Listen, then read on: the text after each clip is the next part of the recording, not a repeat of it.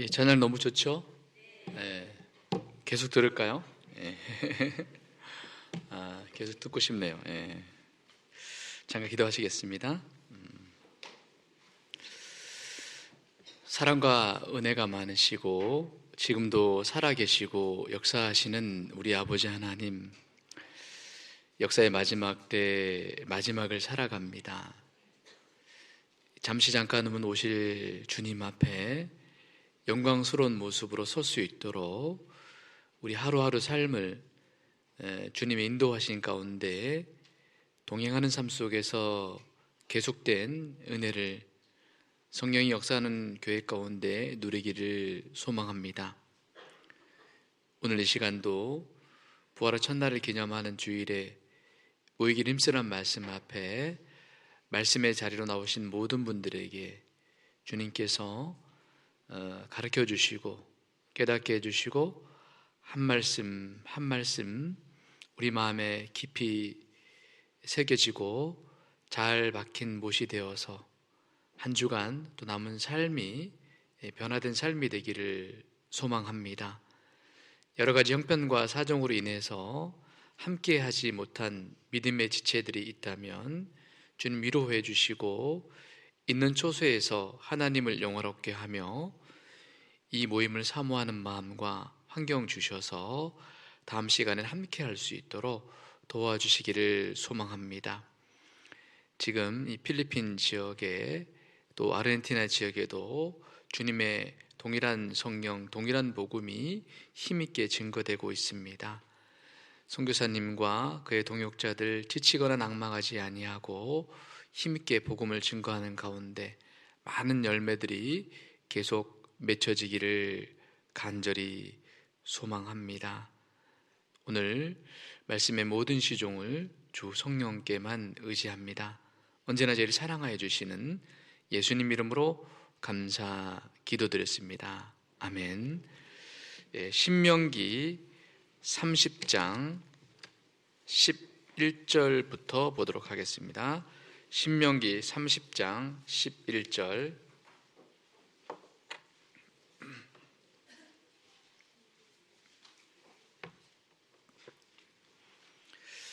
신약성경 구약성경 310쪽 부근입니다. 11절부터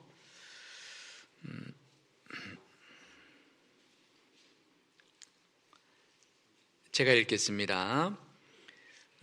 내가 오늘날 내게 명한 이 명령은 내게 어려운 것도 아니요 먼 것도 아니라 하늘에 있는 것이 아니니 내가 이르기를 누가 우리를 위하여 하늘에 올라가서 그 명령을 우리에게로 가지고 와서 우리에게 들려 행하게 할 것이 아니요 이것이 바다 밖에 있는 것이 아니니 내가 이르기를 누가 우리를 위하여 바다를 건너가서 그 명령을 우리에게로 가지고 와서 우리에게 들려 행하게 할 것도 아니라 14절은 함께 읽겠습니다. 오직 그 말씀이 내게 심히 가까워서 내 입에 있으며 내 마음에 있은즉 내가 이를 행할 수 있느니라. 신명기 30장은요 신명기 전체 결말이자 성경의 핵심을 또 얘기해주고 있는데 이 중에 11절부터 14절까지는 이 말씀, 이 계시의 특성에 대해서 나와 있습니다. 오늘 특별히 14절을 중심으로 함께 교훈을 받을까 합니다. 오늘의 제목은 이제 우리가 잘 알고 있지만은 그 금년의 슬로건이죠. 여기 보세요. 뭐라고 되어 있습니까? 내 생각보다 하나님 말씀. 이게 반복할수록 참 짧지만 많은 교훈이 되는 것 같습니다. 시편 89편 37절에 가보면 우리를 궁창의 증인 달 같다라고 표현하고 있습니다. 주님이 빛이시고 우리는 빛을 비추는 달과 같은 존재다. 그런 삶을 살아갈 때 우리 삶이 영원히 견고해야 된다고 돼 있습니다. 그래서 견고한 신앙생활, 성장하는 신앙생활, 그리고 복음을 힘있게 전하는 신앙생활을 되기 위해서는요, 우리가 끊임없이 주님께 주신 첫 번째 참빛을 이렇게 우리 마음에 비침을 받았다면 원만한 광명에 이르기 위해서 계속 주님의 빛을 받고 이제 반사체로서 이 주님께 받은 빛을 비춰야 되는 거죠. 스스로 사실은 우리가 빛을 비출 수는 없습니다. 받아야 되잖아요. 그 받는 방법이 우리가 전도 집회 때 많이 배우지만은 신앙의 네 바퀴, 말씀, 기도, 교제 속에는 봉사와 헌신이 있고요. 그리고 그 결국 이제 전도하는 힘으로 연결되는데, 오늘은 교회 안에서 신앙생활하면서 반드시 골고루 이것은 받아야 되고, 그리고 신앙의 네 바퀴는 반드시 이제 골고루 바람이 채워줘야 되는데, 반드시 그 신앙 성장하는데 필요한 것 중에 하나가 바로 말씀입니다. 이 영혼의 양식인 말씀, 이 말씀을 많이 먹는 것도 중요하지만 이것을 내 것으로 만들어서 그 안에 말씀이 내 안에 저장이 되어서 그 말씀에 붙들려서 살아가지 않는다면은 우리는 나의 삶도 변화시키지 못하고, 당연히 다른 사람의 삶도 변화시키지 못하고, 복음을 통한 능력도 나타나지 않습니다. 그래서 우리가 말씀을 내 것으로 만드는 것은, 내 것으로 만드는 데까지 가는 것은 선택이 아니고 뭐죠? 이렇게 하지 않으면 신앙생활 할 수 없다는 신앙의 각오와 결단이 필요합니다. 그래서 아마 어쩌면 금년에 이렇게 슬로건이 정해지지 않았나 생각을 합니다. 30장 그 앞에 부분은 그대로 읽으시면 될 것 같고요. 멀리 있지 않다 이런 뜻이고, 어려운 것도 아니고 하나님의 계시는 어려운 것도 아니고 먼 것도 아니다. 그러니까 핑계대면 안 된다 이거예요. 일반 계시, 침묵하는 교사인 하나님이 만드신 작품을 통해서, 우주 만물을 통해서, 양심을 통해서 알려주시고, 특별 계시인 이 성경을 통해서 우리에게 알려주는데, 이것은 멀리 있는 것이 아니다. 그리고 이제 오늘 내용인데요, 핵심적인 내용인데 30장 14절, 쉽게 말하면 말씀을 내 것으로 만든, 내 생각보다 하나님의 말씀. 우리가 열심히 없어서 신앙생활 못하는 건 아니거든요. 한때는 열심히 있었잖아요. 근데 그 열심으로 내 삶을 바꿀 수는 없습니다. 그 말씀이 나를 붙들고 가야지만 바꿀 수 있는 것이기 때문에 14절에 보면 오직 그 말씀이 내게 심히 가까워서, 말씀은 어려운 것도 아니고 먼 것도 아닙니다. 가까이 있다는 것이고, 그리고 뭐라고 되어 있냐면은 내 입에 있으며 그렇습니다. 내 입에 있다. 우리가 읽을 수 있고 이것을 스스로 설명할 수 있다. 출애굽기 17장에 보면은 그 아말렉과의 전쟁에서 승리했을 때 여호와 니시라고 했습니다. 승리하는 삶의 비결 중에 하나가 모세에게 말씀하셨죠. 후계자인 여호수아에게 기회 외워 들리라, 알려주라는 거예요. 강론할 수 있어야 됩니다. 내가 알고 있는 말씀을 말할 수 있어야 된다는 거죠. 내 입에 있다는 거죠. 내 입에 머물러 있어야 된다는 거예요. 그죠? 다윗은요, 항상 말씀이 입에 머물러 있었기 때문에, 말씀이 항상 입에 머물러 있는 사람의 특징이 뭐냐면 이 말씀이 송이꿀보다 더 달다. 여러분 밥 드시죠? 생쌀도 드셔보셨죠? 이 놀라운 것이 뭐냐면 밥이 밥맛이 없어요. 쌀도 맛이 없죠. 그런데 여러분 계속 씹어보세요. 계속 씹잖아요. 그럼 단맛이 나와요. 이 말씀이 그렇거든요. 이 계속 씹을수록 무슨 맛이 나온다고요? 단맛이 나와요. 굉장히 말씀이 달아요. 입에 없기 때문에 그냥 인스턴트 음식, 그리고 군것질하는 것이 훨씬 더 맛있죠. 사실 밥맛을 몰라서 그런 겁니다. 입에 없기 때문에 그런 거예요. 그리고 입에 있고 이제 한 걸음 더 나아가서 이것이 잘 소화되어서 14절에 보면은 내 뭐요? 마음에 있은즉, 마음에 있은즉 내가 주께 범죄치 아니하려 하여 주의 말씀을 내 마음에 두었나이다. 죄로부터 나를 지켜주고 세상으로부터 나를 지켜주는 것은 바로 말씀입니다. 그래서 신명기 6장에 가보면 이스라엘 백성에게 너는 들으라, 오베이, 순종하라, 들으라 계속 반복해서 했던 말씀이 뭐냐면 뭐죠? 이 말씀을 너희 마음에 새기라고 되어 있습니다. 뭐라고요? 마음에 새기는 데까지 가라 이거예요. 마음에 각인을 시켜라, 결단해라 이거예요. 왜? 그래야지만 이 말씀이 마음에 새겨지는 데까지, 내 것으로 가는 데까지 만들어줘야 되지만 그 다음에 그 말씀이 나를 붙들고 그 말씀이 나를 붙들어서 내가 이를 행할 수 있느니라. 말씀에 붙들려 살아가는 삶이 내 생각보다, 그냥 슬로건이 아니죠, 내 생각보다 하나님 말씀이에요. 이게 말씀에 붙들려 살아가는 삶이에요.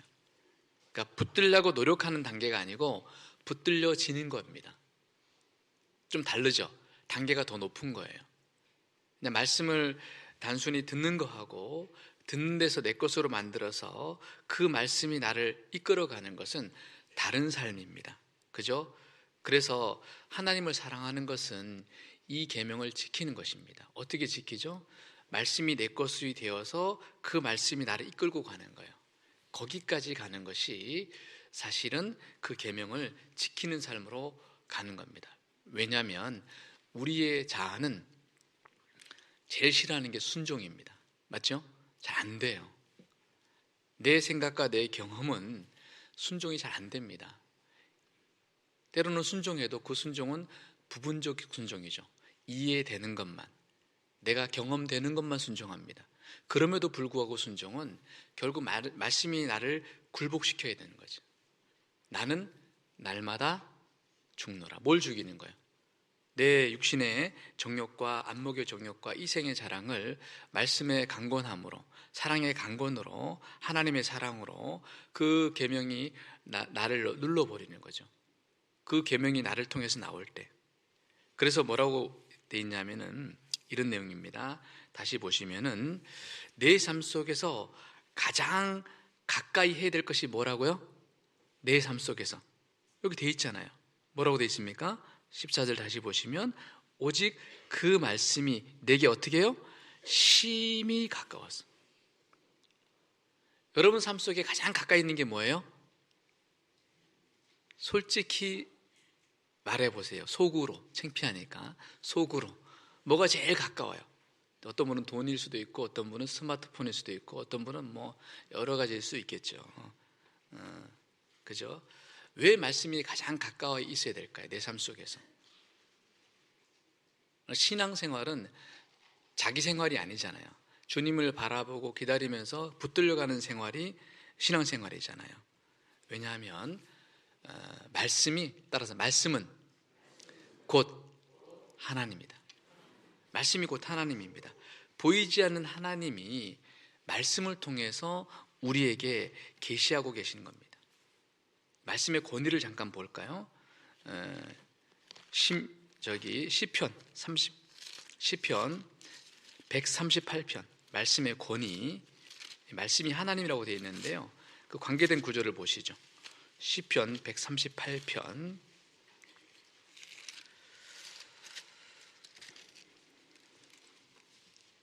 2절입니다.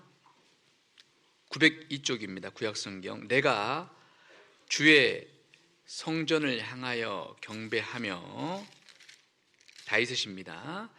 주의 인자하심과 성실하심을 인하여 주의 이름에 감사하오리니, 함께 읽겠습니다. 이는 주께서 주의 말씀을 주의 모든 이름 위에 높게 하셨음이라 그랬습니다. 이게 무슨 뜻이에요? 뭐냐면은 이 구절은 하나님의 절대 주권과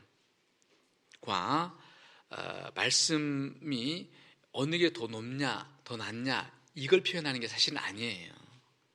그냥 보면은 이거를 우열을 가리는 것처럼 보이지만 사실은 하나님의 약속의 말씀에 이 권위를 강조하는 거예요. 가치를 강조하는 것이고 소중함을 강조하는 겁니다. 말씀의 중요성과 권위를 강조하는 겁니다. 그 어느 것보다 더 높다는 거죠. 그러면 내 삶 속에서도 가장 가까이 하고 가장 높여야 될 것이 뭐라고요? 말씀이에요. 말씀은 곧 하나님이기 때문입니다. 그 하나님이 내 앞에 서서 내 가까이 있어서 나를 붙들고 가야 된다는 겁니다. 그래야지만 우리는 주님과 동행하는 신앙생활을 할 수가 있습니다. 사실은 말씀은요, 그리스도인에게 말씀은 생각보다 가까이 있습니다. 구원받은 이후에 말씀이 굉장히 멀리 있거나 전혀 다른 곳에 있거나 막연하거나 그렇지 않다는 겁니다. 여러분, 솔직히 말하면 신앙생활만큼 단순하고 명확한 것이 없습니다. 그죠? 그냥 하라는 대로 하면 돼요. 근데 그게 안 되니까 이렇게 우리가 힘든 겁니다. 그렇죠?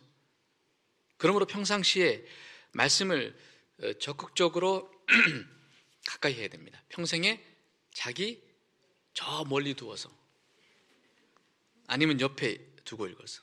옆에입니다. 옆에. 독일의 대문호 중에 한 사람이 괴테입니다. 괴테. 이 괴테가 쓴 책이, 유명한 책이, 세계적으로 사실은 괴테가 이름을 알렸던 그 책이 제목이 뭐냐면 젊은 베르테르의 슬픔입니다. 그리고 이제 우리가 잘 알고 있는 책 중에 하나가 뭐죠? 파우스트 같은 것도 있죠. 그가 사실은 개신교인이기도 했습니다. 그는 이렇게 얘기를 합니다. 나는 아직 멀리서 방황하는가 보라. 좋은 것은 아주 가까이 있다. 행복을 차지하는 방법만 배울지니 행복은 언제나 거기에 있다. 행복은 멀리 있는 것이 아니라 행복과 진리는 내 삶 속에 아주 가까이 있다. 마찬가지로 우리가 조금만 관심을 가진다면 말씀은 우리 삶 가운데 아주 가까이 있다. 이렇게 고백하고 있습니다. 말씀을 체험한 사람들은 다 그렇게 고백할 수가 있는 것입니다. 우리는 이 평상시에 내 삶 속에서, 내 생활 속에서 말씀의 가치와 능력을 좀 더 깊이 생각을 해봐야 됩니다.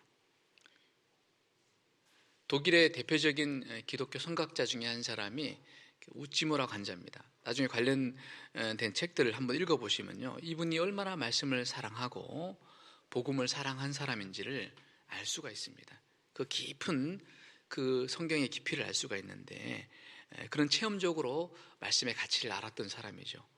그는 이렇게 얘기를 합니다. 성경을 배워라. 이왕 배운다면 깊게 배워라. 그리고 넓게 배워라. 그리고 아볼로처럼 뭐죠? 성령의 곧 하나님의 말씀을 가지라. 무슨 말이에요? 성경에 능하라는 겁니다. 그럴 때 이 말씀이 이 악한 자의 불화살을 막아줄 것이다. 우리가 정말 신앙의 이유를 묻는 많은 사람들에게 오직 대답할 것은 성경밖에 없다는 거죠. 성경은 나의 대변자다. 내 삶의 대변자다. 그래서 그 어떤 반박도 잠잠케 할 수 있는 유일한 것이 바로 성경이다. 그는 삶 속에서 이렇게 고백을 합니다. 영국의 그때 당시에 최고의 부자 중에 한 사람이 윌리엄 푸드입니다. 그분이 이제 구세군을 창시했잖아요. 사실은 구세군이 지금은 형식만 남았지만은 사실은 윌리엄 푸드는 거듭난 사람입니다. 그가 정말 거듭나고 나서 그는 고백합니다. 성경을 읽지 않고는 단 하루를 보내서는 안 된다.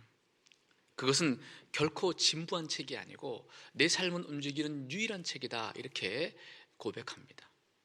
그래서 성경은 평생 자기 옆에 두고 읽어서라고 하고 있습니다. 평생.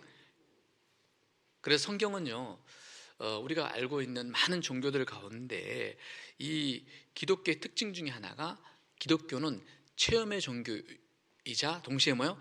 체계 종교라는 거예요. 무조건 믿으라는 게 아니에요. 그러면 여러분 신앙생활의 근거가 뭐예요 도대체? 무조건 열심입니까? 아니죠. 말씀을 옳게 분별하며가 먼저예요. 열심히가 먼저가 아니라니까요. 그 열심이 어쩌면 교회를 대적할 수도 있고 교회를 나눌 수도 있다니까요. 열심 자체는 잘못된 게 아니지만 말씀이 분별되지 않은 열심은 문제를 줄 수도 있다는 거예요. 신앙생활의 근거는 바로 성경입니다. 성경. 그러므로 우리가 성경에서 절대적으로 우리가 신앙생활을 하는 가운데 알아야 될 것들을 가르쳐주고 있는 겁니다. 성경의 말씀은 절대 주권을 가지고 있습니다. 하나님이 절대 주권을 가진 것처럼 절대 주권을 가지고 있습니다. 그래서 인간의 어떤 사상과 견해와 그리고 논쟁들은 이 모든 말씀 앞에 굴복하는 거예요. 그러니까 말씀이 2000년 넘었잖아요. 지금요. 이게 기록이 끝난 지 1900년 정도 지났는데 지금도 이 말씀이 많은 사람들의 논쟁과 사상을 굴복시키고 있지 않습니까? 1900년 전에 기록이 끝난 성경이 어떻게 새로운 사상과 사조가 그렇게 많이 나오는데 그 모든 과학적 증거들까지 철저하게 무너뜨리고 있지 않습니까? 절대적 권위를 갖고 있습니다. 하나님의 책이기 때문에 그런 거예요. 그래서 우리는 성경을 통해서 수천 년째 살았던 그 사람들의 그 믿음의 선지인들의 삶의 지침을 얻고, 그죠? 말씀을 그것을 계속 묵상하는 가운데 우리는 뭐예요? 그 속에서 풍성한 삶의 열매를 맺을 수 있는 겁니다. 우리는 말씀 속에서 위로를 얻고, 말씀 속에서 뭐죠? 소망을 얻고, 말씀 속에서 내 단단한 마음이 무너지고, 그 가운데 말씀의 붙들어 살아갈 때 능력을 경험하게 되는 것입니다. 말씀의 가치는 놀랍습니다. 누가복음 16장 17절입니다. 누가복음, 여러분 말씀 한 획의 가치를요 돈으로 한번 따져볼까요? 누가복음 16장 가치를 보도록 하죠. 16장 17절 함께 읽겠습니다. 그러나 율법의 한 획이 떨어짐보다 천지 없어짐이 쉬우리라. 무슨 말이에요? 온 세상보다 가장 무겁고 가치가 나가는 것은 하나님 보시기에 바로 성경의 한 구절, 한 획이라는 거예요. 이게 성경의 하나님의 기준에서 본 가치예요. 우리도 하나님의 시각으로 이 성경의 가치를 알고 있어야 됩니다. 성경 한 구절 암송하는데 100만 원 준다면 해요, 안 해요? 눈빛이 살아있잖아요? 그 성경이 100만 원보다 귀해요, 안 귀해요? 모순이잖아요. 모순을 경험하고 있어요. 여러분 입으로 모순을 경험하고 있어요. 우리가 얼마나 나도 모르게 관념적 신앙생활을 하고 있는지 입으로 드러내고 있는 거잖아요. 지금 모순적 말을 지금 하고 계신 거잖아요. 우리는 이 말씀의 권위와 가치를 체험적으로 알고, 그리고 뭐죠? 체험해야 되는 겁니다. 체험하셔야 됩니다. 시편 19편, 이걸 체험한 한 사람을 소개하겠습니다. 말씀의 능력을 체험한 사람을 소개하겠습니다. 아마 동일한 고백을 할 수밖에 없을 겁니다. 말씀의 능력을 체험한 사람들, 가치를 체험한 사람들 고백을 들어보도록 하겠습니다. 시편 19편입니다. 시편 19편 7절, 시편 19편 7절입니다. 7절부터 11절까지는 하나님의 말씀에 나타난 하나님의 능력입니다. 이 하나님 말씀의 능력을 체험한 시편 기자의 고백입니다. 설득력이 있죠. 왜냐하면 체험했으니까.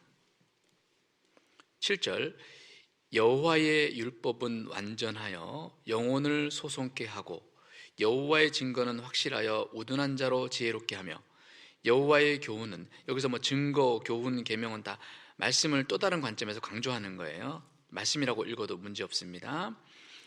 8절, 여호와의 교훈은 정직하여 마음을 기쁘게 하고 여호와의 계명은 순결하여 눈을 밝게 하도다. 여호와를 경외하는 도는 정결하여 영혼까지 이르고 여호와의 규례는 확실하여 다 의로우니 금 곧 많은 정금보다 더 사모할 것이며 꿀과 송이꿀보다 더 달도다. 또 주의 종이 이로 경계를 받고 이를 지킴으로 행함으로 상이 큰이라 그랬습니다. 얼마나 짧은 구절 속에 그 체험적 그 시편 기자의 이 고백이 담겨 있습니까? 이 누굽니까? 이분이 다윗입니다. 다윗이 온 생애를 통해서 고백하고 있는 거예요. 나는 이 능력을 체험했다 이거예요. 나는 그래서 복된 사람이다 이거예요. 크게 네 가지로 정리해 보면은 하나님의 말씀은 죄와 병으로 약해진 이 영혼, 우리 죄 때문에 영혼이 약해지잖아요. 묻어지잖아요. 이 영혼을 날마다 새롭게 한다는 거예요. 날마다. 두 번째 보면 이 말씀은요, 이 무지하고 어리석은 사람을 지혜롭게 만들어주는 거예요. 제가 그전에도 말씀을 드렸지만은 저는 그 집사님을 잊을 수가 없어요. 지금도 이런 걸 보면 그 집사님이 생각이 나요. 그 집사님께서 제가 청년 때 우리 암송대회를 했는데요, 이제 하면서 이제 그 교구 모임을 자주 했었어요. 했는데 청년이다 보니까 이제 어른들은 뭐 잘 모르죠. 청년의 모임이 워낙 많다 보니까 어른 모임을 자주 못 갔어요. 교회도 크다 보니까. 그런데 이제 한 집사님을 보면서 제가 정말 많이 놀랐습니다. 너무 진짜 고귀하고 품격 있고, 야, 세상에 저런 분이 있구나. 말하는 거, 행동하는 거 볼 때마다 거의 성경에 가까운 사람처럼 느껴졌어요. 그러니까 사람이 이렇게 뭐 어떤 무술을 하거나 어떤 분야의 전문가를 보면요, 이 내공이 느껴지잖아요. 범접할 수 없는, 굉장히 부드러운데도 불구하고 범접할 수 없는 뭔가 이렇게 강한 힘이 느껴지는 거예요. 야, 저분이 어느 날 궁금해졌어요. 저분이 직업이 뭘까? 교수님일까? 아니면은 어떤 분야의 뭐 전문가일까? 하여튼 대단한 학식을 가진 분으로 저는 생각이 됐어요. 왜? 말하는 그 내용의 깊이, 넓이, 그리고 하는 태도, 이런 부분들을 볼 때마다 항상 그 느꼈던 거거든요. 그래서 어느 날 궁금해지기 시작했어요. 원래 제가 직업을 잘 안 물어보는데 물어봤어요. 직업이 뭔지 아십니까? 연탄가게를 하신대요. 학력이 거의 전무하신 거예요.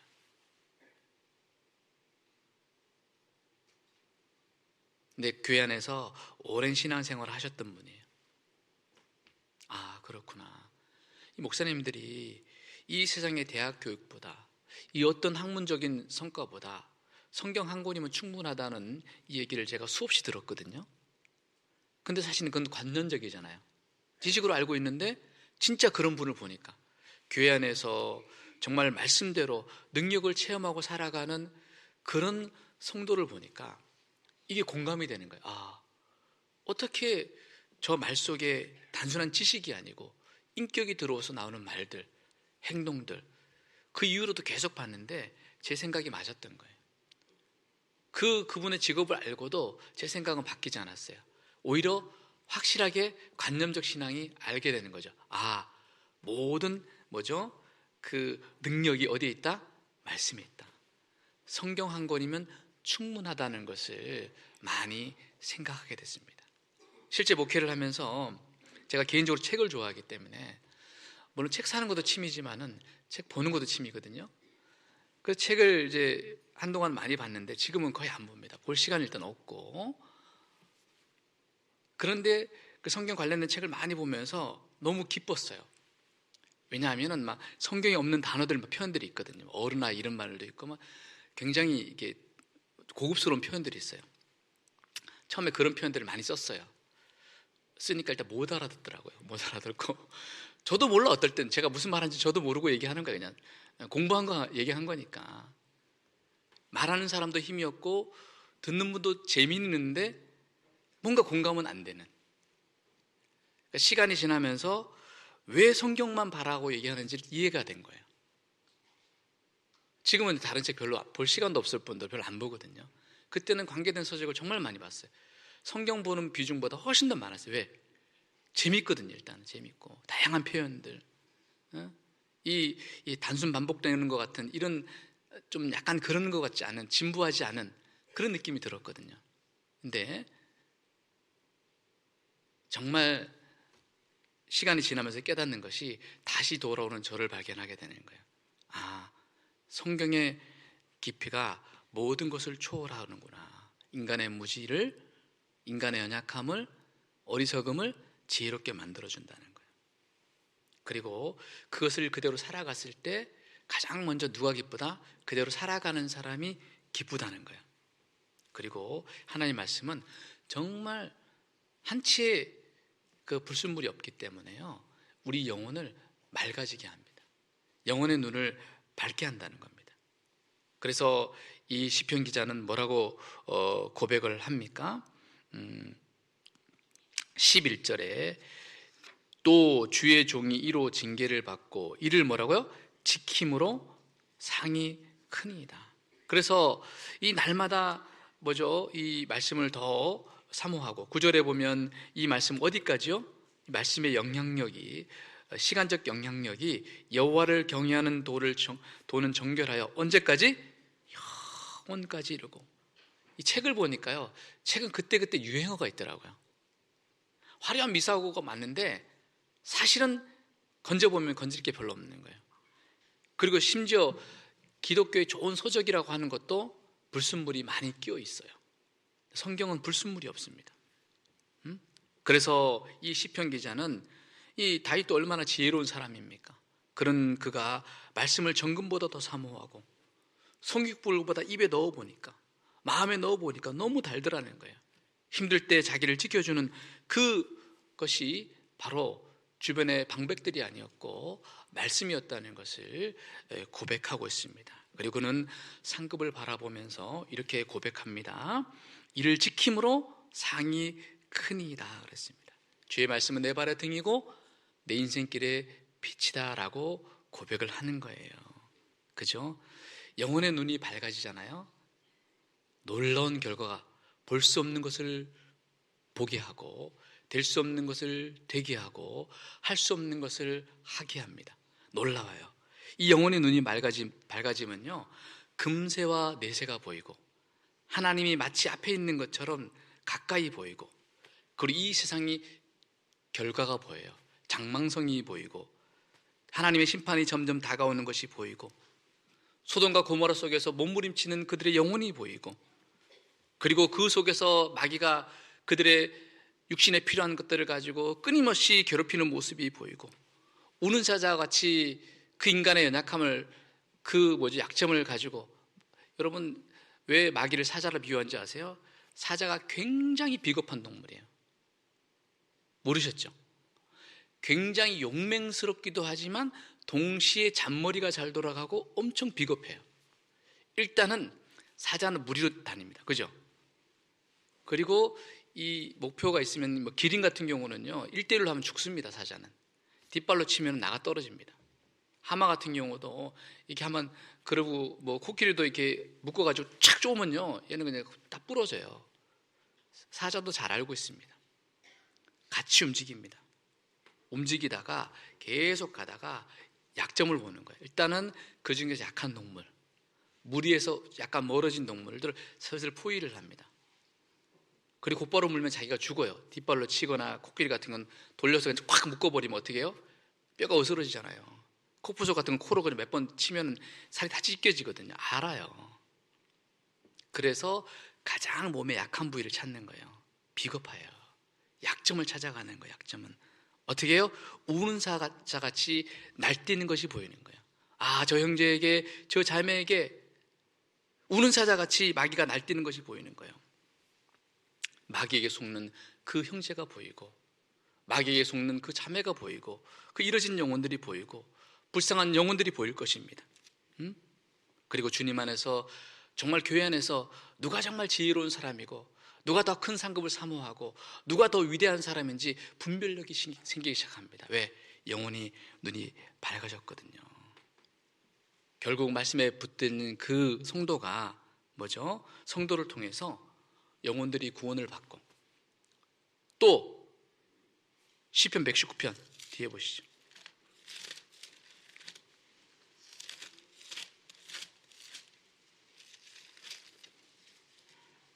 155절입니다. 119편 155절.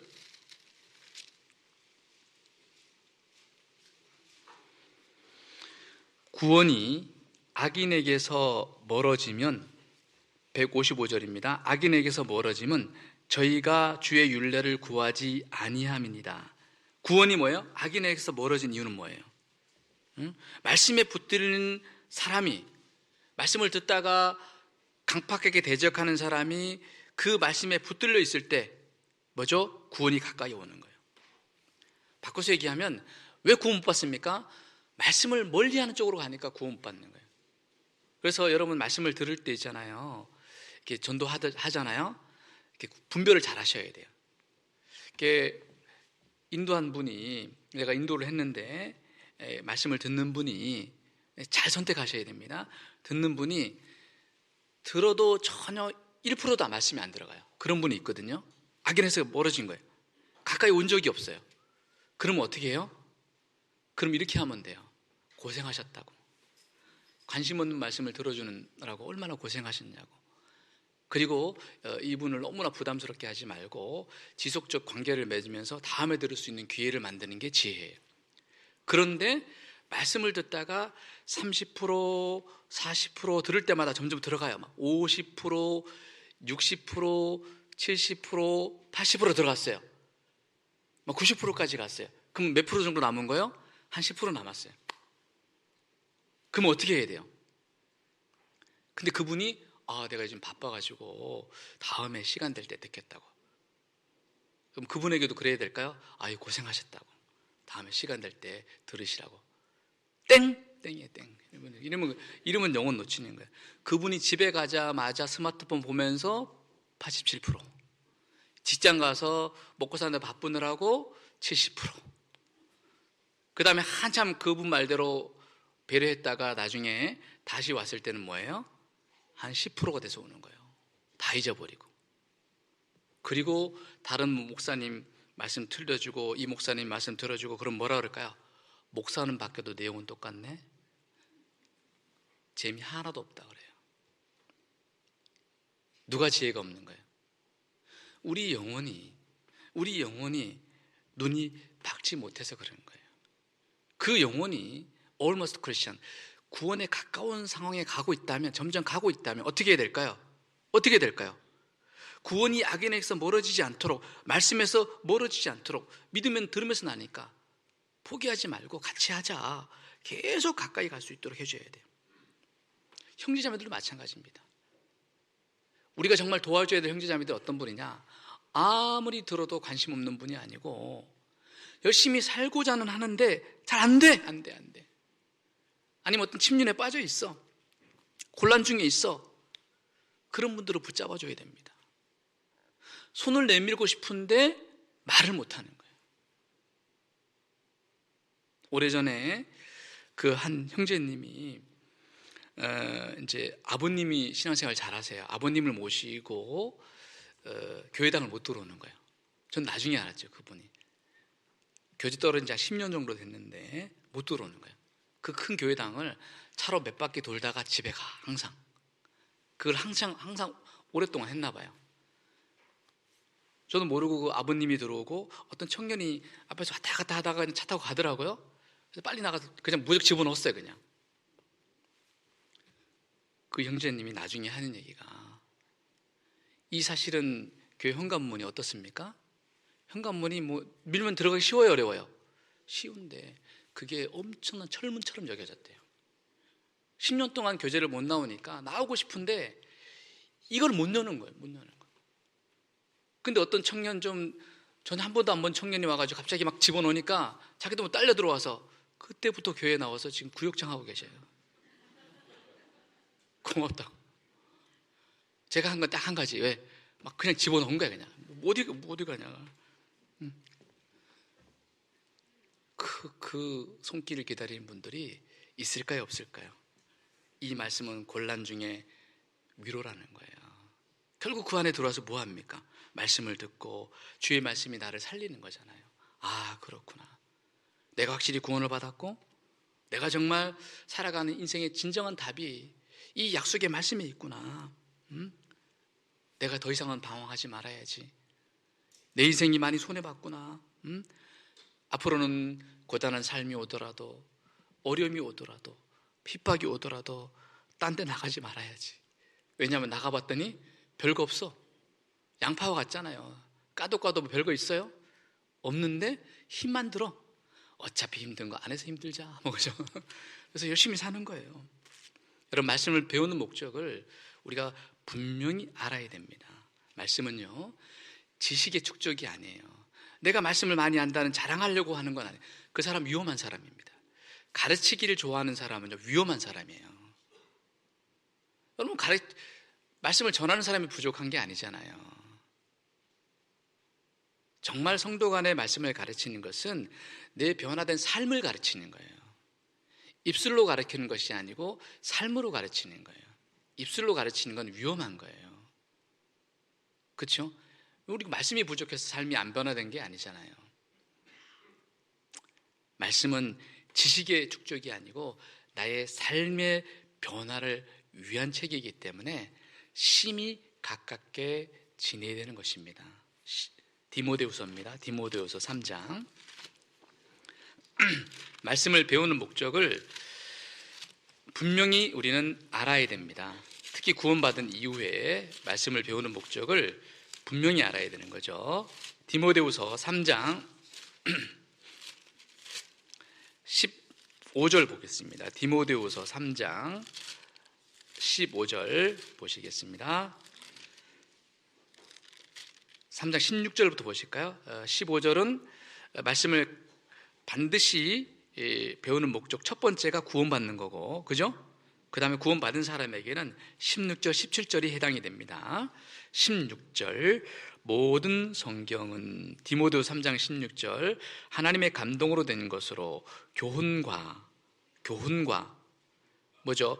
우리가 구원받고 신앙생활하는 기준이 바로 성경책인데, 성경은 우리를 뭐죠? 온전한 사람으로 만들어가는데, 온전한 사람으로 하나님 사람답게 만들어가는데 첫 번째가 뭐예요? 교훈입니다. 교훈. 성경을 통해서 우리는 끊임없이 교훈을 받아야 돼. 거기에 초점 맞춰야 됩니다. 교훈이 뭐예요? 우리의 생각의 방식을 바꾸는 거예요. 말씀이. 내 생각과 말씀이 계속 부딪히거든요. 구원받을 때만 그런 게 아니고 구원받은 데도 계속 부딪혀요. 그래서 철저하게 말씀의 권위 아래로 내 생각이 내려가야 돼요. 교훈을 받아야 된다고요. 그래야지 이 열심히가 아니라 생각의 방식이 바뀌는 거예요. 체질이 바뀌는 거죠. 그리고 그 다음에 뭐라고 되어 있습니까? 책망은 뭐냐 하면 끊임없이 하나님의 빛이 내 죄와 은밀한 죄와 어둠을 계속 뭐죠? 몰아내는 거예요. 빛이 들어올수록, 원만한 광명이 이를수록. 책망받을 때 이거 좋은 현상입니다. 그 전에 어떤 자매님이 끝나고 나서 막 얼굴이 붉게져가지고 저한테 얘기하시니까 끝나고 내려갔는데, 목사님 누가 그랬어요? 그러는 거. 무슨 얘기냐? 오늘 이 말씀 한 내용을 누가 얘기했냐고. 막 찔린 정도가 아니고 이거 어떤 자매가 일러준 줄 아는 것 같아요. 제가 큰일 날 뻔했습니다. 사실은 그걸 면피한 놀라운 은혜가 있었습니다. 왜냐하면 제가 그때 그 교회를 간 지가 한 달도 안 됐거든요. 그 자매는 얼굴도 모르고 이름도 몰라요. 그러니까 저는 누구한테 들을 일이 있어요? 없어요? 없어요. 그러니까 이해하더라고요. 너무 찔려가지고 이게 분명히 어떤 자매가 얘기했다. 그러지 않고는 이런 말씀을 할 수가 없다. 찔린 걸 넘어서니까 화가 난 거예요. 책망을 받는 것은, 이 말씀은 나에게 준 말씀이다. 찔린다는 것은 좋은 거예요. 왜? 이것이 죄와 어둠을 걸러내거든요. 책망을 받아야 되는 거죠. 그걸 통해서 뭐 하는 거죠? 바르게 함. 모든 생각과 사고를 올바르게 치우친 거. 우리 가끔 치우칠 수 있잖아요. 그걸 바로 잡아주는 거예요. 바로 잡아주는 거죠. 그리고 뭐라고 되어 있습니까? 의로 교육하기에 유익하다. 하나님의 사람으로 온전케 만들어가는 책이 바로 성경책이에요. 성경은 그래서 인포메이션이 아니고 트랜스포메이션이에요. 무슨 말이냐면 연구용이 아니에요. 연구용이. 연구하는 목적은 삶이 바뀌기 위해서 연구하는 거지. 그 목적을 잃어버리고 하면 안 된다는 거예요. 연구 자체가 목적이 아니에요. 삶을 변화하기 위해서 하는 거예요. 그 목적을 두고 성경을 배우셔야 된다는 거죠. 그래서 말씀을 가까이 대하는 올바른 태도와 자세가 굉장히 중요합니다. 말씀을 대하는 자세가 꼭 그 사람의 신앙이에요.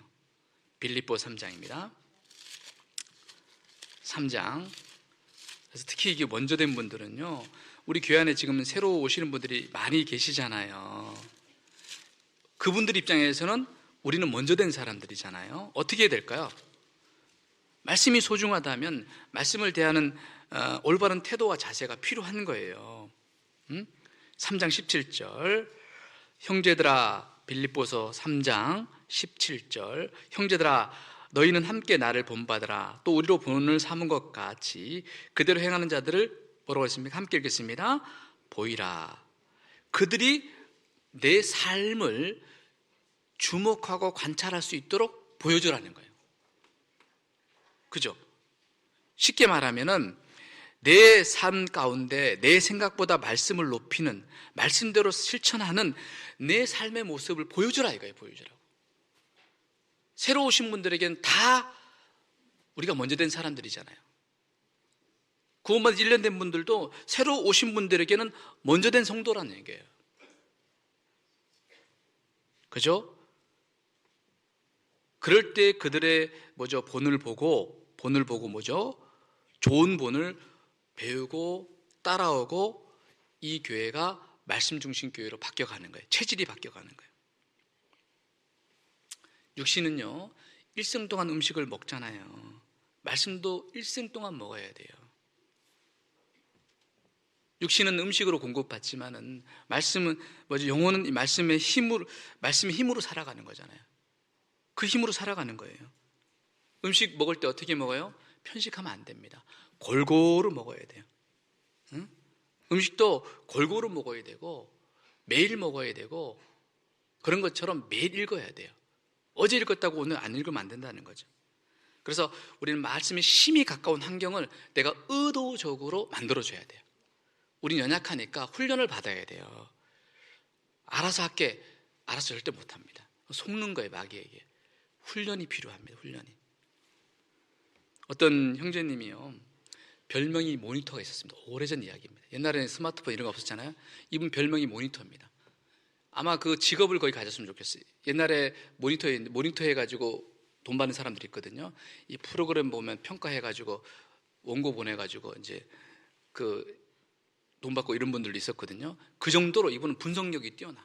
어떤 연예인은 생년월일 몇 월 며칠 해가지고 일생일대기 쫙 이 드라마 분석, 좋은 거 안 좋은 거 평가, 시청률 나올 예상까지 정확하게 거의 TV랑 사는 분이에요. TV와 함께 살아가는 분입니다. 항상 손에는 리모컨, 집에 오면 소파에 누워있는, 본인이 그렇게 얘기했어요. 그 형제님이 간증을 하셨는데, 자기가 구원을 받고 내가 이렇게 살아서 안 되겠다, 뭔가 바뀌어야지, 결단을 해도 안 되는 거예요. 습관은 잘 안 바뀝니다. 사람은 잘 안 바뀌어요. 왜냐하면 이건 상태이기 때문에. 그래서 결단을 내린 거야. 내가 반드시 바뀌어야겠다. 그래서 환경을 만들어야겠다. 그래서 성경책을 중고 서적에 가가지고 여러 권 산 거예요.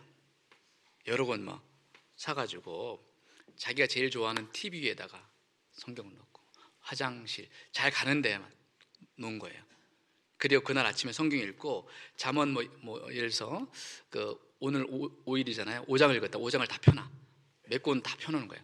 화장실도 펴놓고 다 펴놓는 거예요. 그리고 이제 퇴근하고 들어오잖아요. 들어올 때 기도를 한대요. 하나님, 제일 먼저 잡는 게 리모컨이 아니고 성경을 잡게 해주세요. 기도를 간절히 하는 거예요. 하고 들어서자마자 신발을 넣으면서 신발장 위에 있는 잠언 5장을 딱 펴는 거예요. 처음에 잘 안 되더래요. 그래서 근데 날마다 기도를 했대요. 그리고 TV도 켤 때 반드시 비디오 테이프를 넣자, 이렇게 자기가 이제 결단한 거예요. 비디오 테이프가 그때 뭐냐면 성경 강해내거든요. 날마다 한 편씩 보고 자자. 다 못 보고 반이나 보고 자자. 그거 본 다음에 TV 보자, 이렇게 된 거예요. 그러니까 솔직히 그거 보다 보니까 찔려서 못 보는 거예요. 나중에는 이제 말씀을 듣다 보니까 이게 사실은 전도집회 말씀이 구원받지 않은 사람에게 주신 말씀인 동시에 구원받은 사람에게 주는 말씀이거든요. 그러니까 어느 순간 보니까 자기 체질이 완전히 바뀌게 되었다는 거예요. TV를 봐도 그렇게 빠져드는 사람이 아닌 사람이 되었다는 거예요. 그 간증을 하는 걸 들었습니다. 그럼 결단이 필요하고 환경이 바뀌어주는 게 필요해요. 그리고 말씀을 꾸준히 들어야 되잖아요. 청종하는 자리가 얼마나 귀한 자리입니까? 직접 청종하는 자리에 항상 갖다 놔야 됩니다. 그리고 말씀을 꾸준히 읽어야 됩니다. 그럼 우리 교회 얼마나 감사합니까? 혼자서 읽기 힘드니까 같이 읽으라고 이렇게 읽기표도 주잖아요. 읽기표 읽으면서 깨닫는 게 뭐예요? 아, 힘들다, 이거 힘들다. 같이 해도 힘든 거를 혼자서 어떻게 하냐 이거예요. 도대체 다 이론이에요. 이론 생각하면 안 됩니다. 우리가 마음이 없어서 못 읽는 게 아니거든요. 힘이 없어서 못 읽는 거예요. 그래서 같이 가자 이거지. 같이 어려운 것도 같이 가자. 어디까지요? 읽는 것이 목적이 아니고 어디로 들어올 때까지, 내 것이 될 때까지. 그래, 어려울 때일수록 바쁠 때일수록 말씀을 깊이 받아들이는 이 과정을 가져야 돼요. 거기까지 가져야 돼요. 아시겠죠? 읽는 데서 멈추지 마시고. 전도서 12장. 전도서 12장입니다.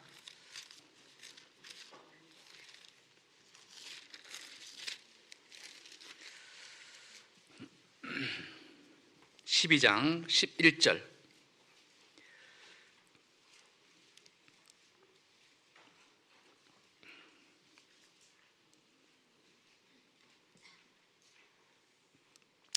지혜자의 말씀은 찌르는 채찍 같고 회중의 스승의 말씀은 잘 박힌 목 같으니 다 한 목자의 주신 바니라 그랬습니다. 여기 보시면요, 목과 같이 깊이 마음에 말씀이 박힌 사람은 교회 안에서 무슨 역할을 한다고요? 목과 같은 역할을 하는 겁니다.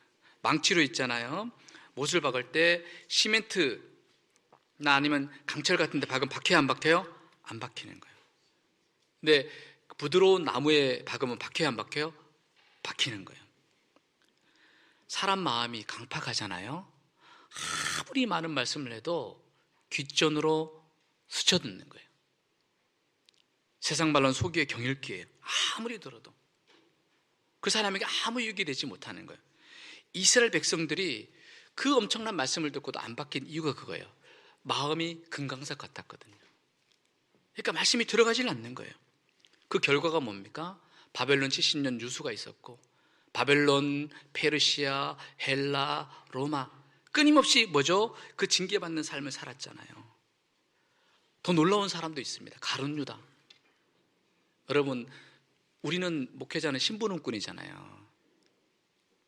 쉽게 말하면 우리도 배워서 선생의 역할이고 먼저 된 선배 역할일 뿐이에요. 말씀으로 본다면. 그죠? 양으로 말하면 목자가 아니고 굵은 양이에요. 맞죠? 근데 목자이신 저자가 직강을 해요. 직접 말씀을 해요. 그분 입에서 나오는 모든 게 말씀이에요. 그 말씀을 듣고 가룟 유다는 은 30냥에 예수님을 팔았어요. 사람 마음이 강팍하면 능력의 말씀도 안 들어갑니다. 이게 놀라운 거예요. 그래서 이 말씀이 좀 더 내 마음속에 깊이 들어가는 이 훈련이 필요한 거예요. 그 대표적인 것이 묵상과 암송입니다. 오늘은 암송에 대해서 간단히 좀 말씀드릴게요. 암송을 해야 되는 이유가 있어요. 신명기 말씀이 좀 더 깊이 박히는 방법 중에 하나인데, 신명기 6장 4절입니다. 신명기 6장 4절. 이스라엘에게 주신 율법 대강령이라고 합니다. 아주 핵심적인 메시지예요. 6장 4절. 순종하라, 들으라, 이런 말이죠. 실제 그들이 이 경문을요, 이 구절로 찾거든요. 신명기 6장 4절부터 읽겠습니다. 270쪽. 이스라엘아 들으라, 우리 하나님 여호와는 오직 하나이시니, 하나인 여호와시니 너는 마음을 다하고 성품을 다하고 힘을 다하여 내 하나님 여호와를 사랑하라. 오늘날 내가 내게 명하는 이 말씀을 너는 마음에 새기고, 의지와 결단이 필요하죠. 내 자녀에게 부지런히 가르치며 집에 앉았을 때든지 길에 행할 때든지 누웠을 때든지 일어날 때든지 이 말씀을 강론, 입에 담아둔 것을 표현할 수 있어야 된다는 거죠. 너는 그것을 내 손목에 메어, 이게 경문입니다. 기호에 삼으며 내 미간에 붙여 표를 삼고 또 내 집 문설주와 바깥문에 기록하지나. 이렇게 하는 이유가 뭐예요?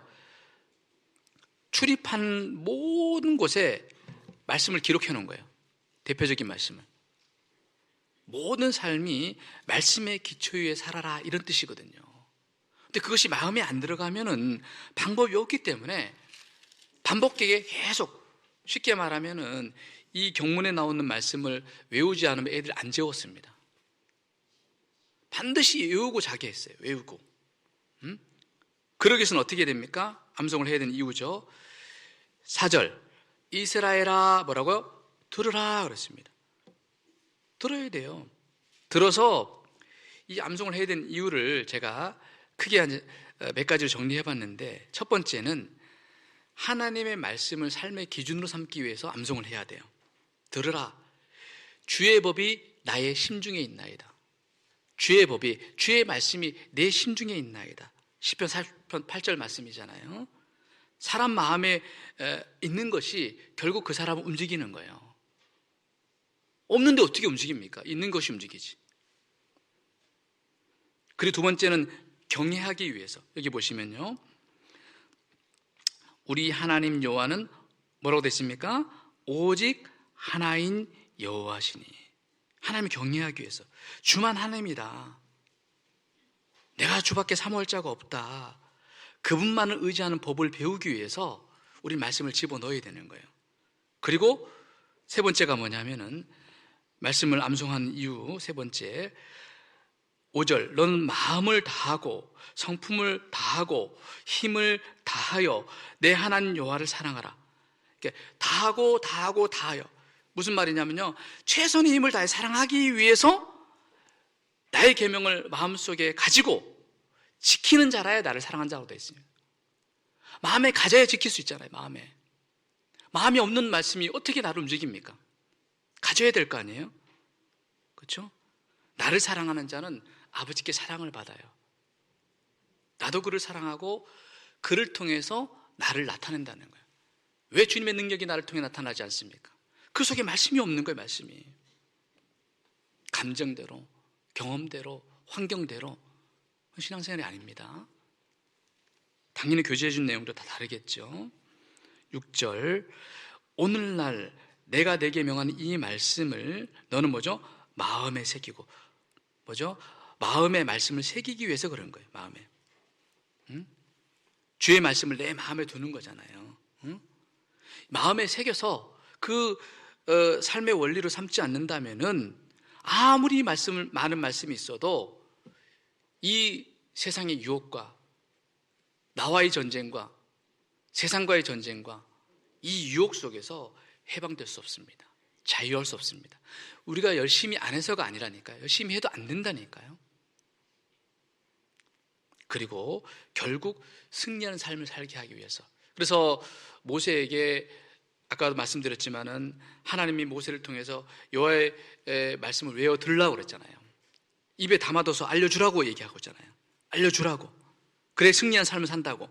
항상 말씀에 붙잡혀서 말씀편에 있으라 이거예요. 저는 이번에 교회 안에도 우리가 복음이 잘 전해지고 지금 많은 분들이 새로 말씀을 듣고 있는 이 하나님 역사가 있잖아요. 동시에 하나님의 역사가 있는 곳에는 어려움도 있어요. 지금 이 바로 앞에 전혀 생각지 않게 이 중장비 학원이 들어온다는 얘기를 듣고 제가 충격을 받았습니다.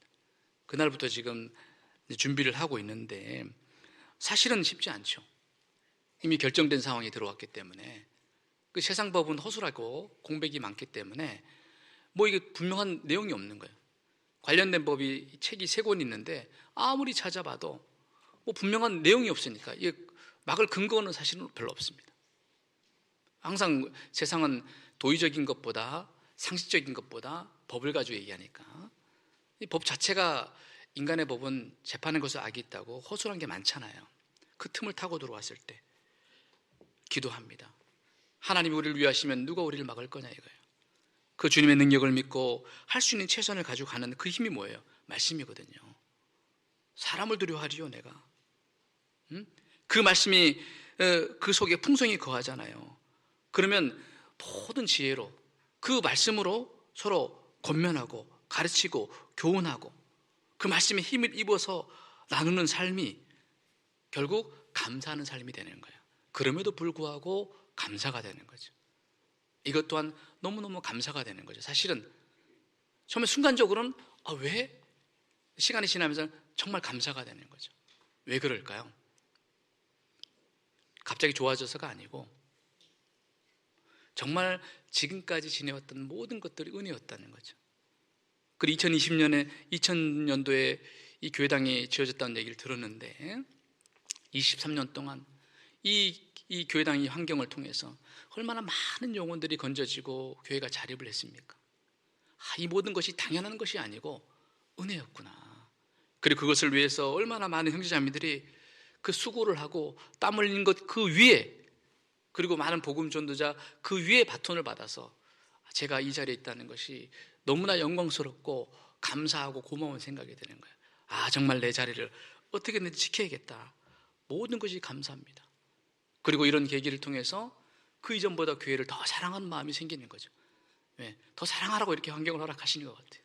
더 생각하고 더 많이 기도하고, 그러면서 그 관련된 말씀들이 하나씩 하나씩 내 것이 되어가는 거예요. 지나갔던 말씀들이 멈춰지게 되는 겁니다.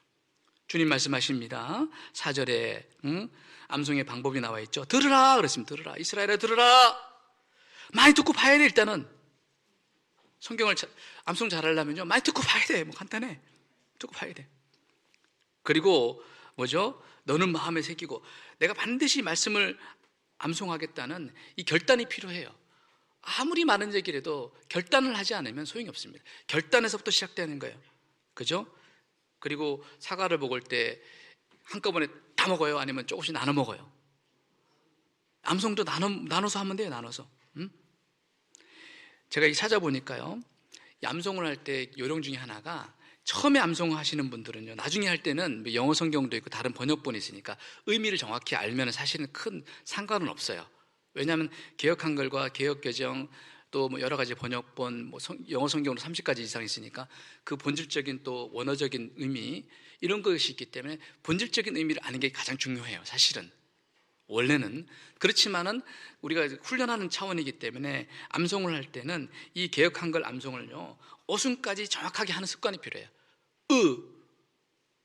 을 이거 정확하게 표현할 수 있어야 돼요. 그거 틀리면 틀렸다고 하는 정도로 시작해야 돼요. 일단은 그게 처음엔 제대로 배워야 되는 거죠.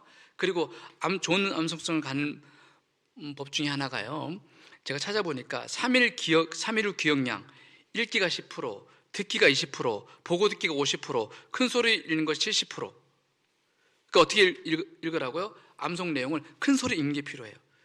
그래서 우리 카톡에 지금 자매님들은 본인 목소리로 이렇게 암송한 거 올리라고 그러잖아요. 임원들은. 저는 그거 하고 또 암송해요. 그거 가지고. 자매들 목소리 되니까 그냥 너무 이뻐요. 이게 종류별로 이렇게 되잖아요. 이분 틀고 이분 틀고 이분 틀고 막. 그러면서 저절로 외워져요. 그냥. 아닌가요? 서로 한번 그렇게 해보세요. 그리고 내 목소리 딱 듣잖아요. 절망이 오죠.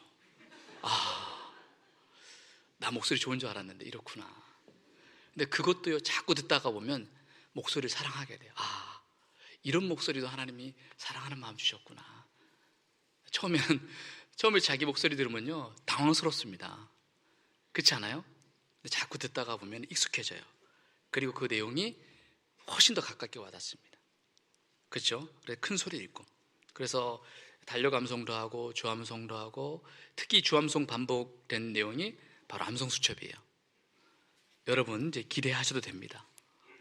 이 부분을 순종만 하면 완벽히 이해올 수 있는 놀라운 축복을 드릴 겁니다. 기대하셔도 되고요. 자, 여기 보시면요. 그리고 그래 사랑하라. 어떻게 해요? 여기 암송하기 위해서는요 말씀을 사랑해야 돼요. 이 관찰 이해인데 여기 보시면은 5절에 너는 마음을 다하고 성품을 다하고 힘을 다하여 내 하나님 여호와를 사랑하라. 우리가 이제 성경을 배울 때 자세히 들여다보셔야 돼요. 이 암송과 묵상은 연결되어 있는데 고민하는 거죠. 이렇게 5절을 쭉 보면서 사랑하라. 어떻게 사랑해야지? 다하고 다해 사랑하라. 이건 최선을 다하라는 뜻이에요. 최선을 다하라는 거라. 뭘 최선을 다하지? 마음을, 성품을, 힘을, 최선의 힘을 가지고, 최선의 마음을 가지고, 최선의 성품을 가지고 한번 사랑해봐라. 그렇구나. 그리고 한 걸음 더 나가서 이제 또 훈련이 되면은 무엇을 왜, 언제, 어떻게, 어디서, 누가, 육하원칙에 대해서 이제 가는 거죠. 무엇을 들으라는 거죠. 왜? 뭐죠? 말씀을.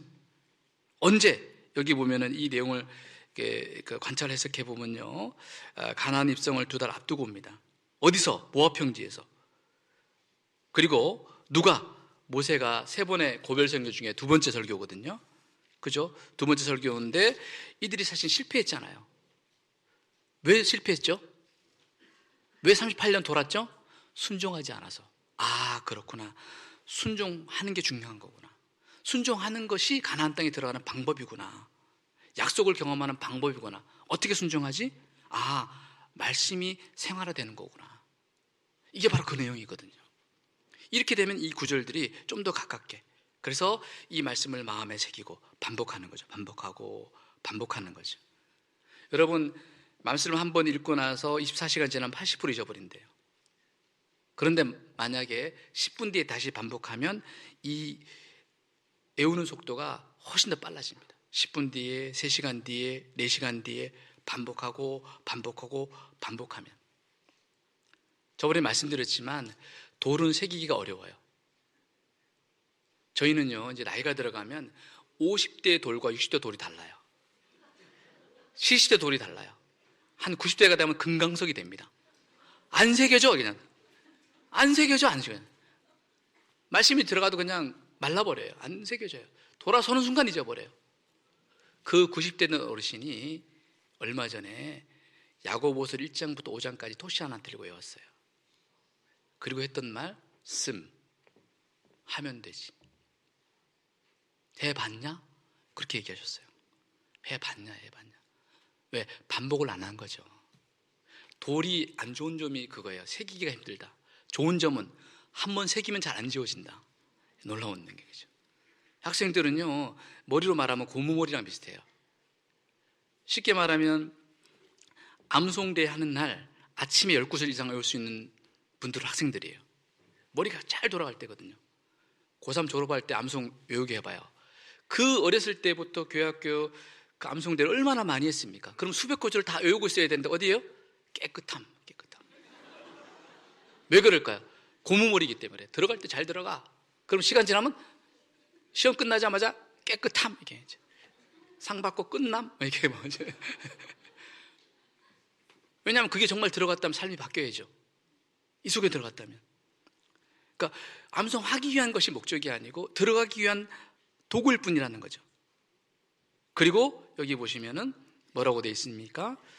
여기 7절에 보시면 내 자녀에게 부지런히 가르치며 집에 앉았을 때든지 길에 행할 때든지 누웠을 때든지 일어날 때든지 이 말씀 뭐죠? 강론할 것이며. 입으로 계속 얘기하는 거예요. 암송한 것을, 묵상한 것을. 그리고 이것을 이 내 속에 있는 것이 바깥으로 드러나는 것을 삶으로 실천하는 것. 여기까지가 이제 암송의 목적이에요. 목적에 근거한 암송을 해야 된다는 거죠. 이런 암송을 할 때 사실 우리 삶이 바뀌는 거예요. 지식이 아니고 삶이 되는 거예요. 하나님과 나와의 신뢰 관계가 가까워지고 내 신앙이 성장하게 되고 죄에서 이기게 되고 내 마음이 영혼이 깨끗해지고, 그죠? 주님과의 교제가 더 깊어지고, 그리고 묵상하는 데 도움이 많이 되죠. 그리고 실제 효율적으로 전도하는데 굉장히 도움이 됩니다. 때에 적절한 말씀이 나오거든요. 가장 좋은 것은 치매 예방에 아주 효과적이에요. 뭐라고요? 성경이 죄로부터 나를 막아주지 않는다면 죄가 나를 성경으로부터 멀어지게 할 것이라는 말씀이 있습니다. 성경을 섭취하는데 성경 암송보다 투자된 시간당 더 큰 이익 배당을 받을 만한 방법이 없다예요. 그러니까 똑같은 시간을 투자했을 때 가장 효과적으로 말씀의 유익을 경험하는 좋은 방법 중에 하나가 뭐라고요? 암송이에요. 그러니까 투자하라는 겁니다. 새겨진 말씀이 우리를 변화시키고 나와 관계된 사람들을 변화시키는 거예요. 새겨진 말씀이에요. 근데 이것이 잘 돼요, 안 돼요? 안 되니까 같이 하는 거예요. 안 되니까 같이 하는 거예요. 이 같이 하는 것을 동일한 보조, 동일한 성령으로 함께 해주시면 감사하겠습니다. 자, 그리고 디모데후서 이제 마무리해 볼게요. 4장입니다. 디모데후서. 이 말씀이 이 속에 들어갔다면 이제 어떻게 될까요? 디모데후서 4장 1절, 하나님 앞과 산자와 죽은 자를 심판하실 그리스도 예수 앞에서 그의 나타날 것과 그의 나라를 두고 엄히 명하노니, 함께 읽겠습니다. 너는 말씀을 전파하라. 때를 얻든지 못 얻든지 항상 힘쓰라. 범사에 오래 참음과 가르침으로 경책하며 경계하며 권하라. 뭘 전파하라고요? 말씀을.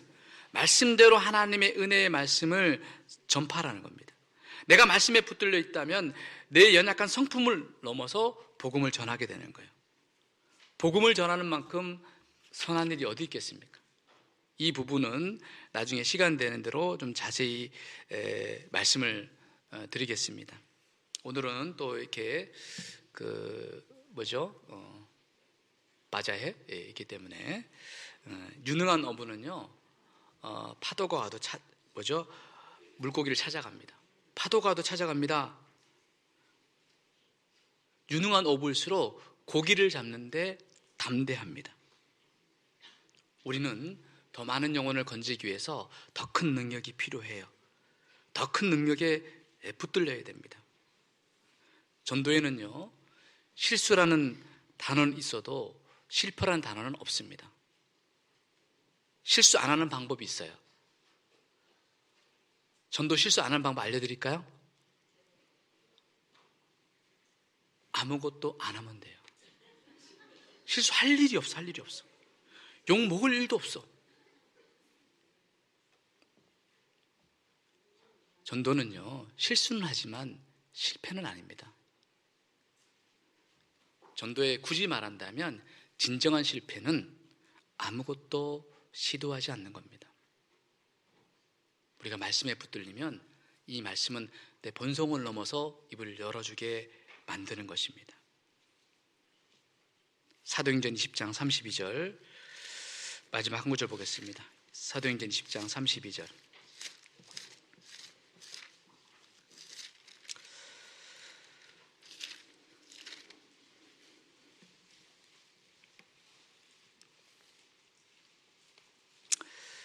지금 내가 너희를 주와 및 그 은혜의 말씀께 부탁하노니, 함께 읽겠습니다. 그 말씀이 너희를 능히 든든히 세우사 거룩케 하심을 입은 모든 자 가운데 기업 있게 하시리라. 우리가 구원을 어떻게 받았어요? 말씀을 통해서 받았잖아요. 신앙생활이 잘하는 것도 뭐죠? 말씀을 통해 자라가는 겁니다. 그래서 말씀을 정말 가까이 할 수 있는 방법 중에 하나가 바로 말씀을 마음에 새기는 거예요. 마음에 새기는 거예요. 우리의 육의 마음판에 새기는 거예요. 기준을 분명히 하셔야 됩니다. 마음판에 새겨지지 않는 말씀은 내 말씀이 아니에요. 아시겠습니까? 마음판에 새겨지지 않는 말씀은 내 말씀이 아니고, 그 말씀에서 우리는 위로를 얻고 생명을 얻고 풍성함을 경험하는 거예요. 그 새겨진 말씀 안에 그 말씀이 나를 주장할 때 나는 순종할 수 있는 거예요. 순종은 거기서부터 되는 겁니다. 그럼에도 불구하고 순종하는 겁니다.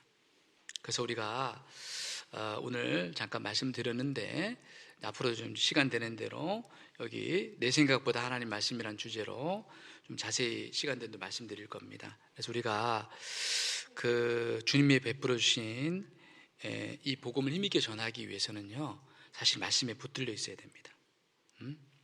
약속의 말씀이 정말 붙들려 있을 때, 그 말씀을 체험할 때 주시는 약속의 복이 있거든요. 그 복을 경험할 때 우리에게 진정한 기쁨이 오는 겁니다. 그런 정말 금년 한 해 복받는 삶이 되기를, 말씀의 복을 경험하는 삶이 되기를 간절히 소망합니다.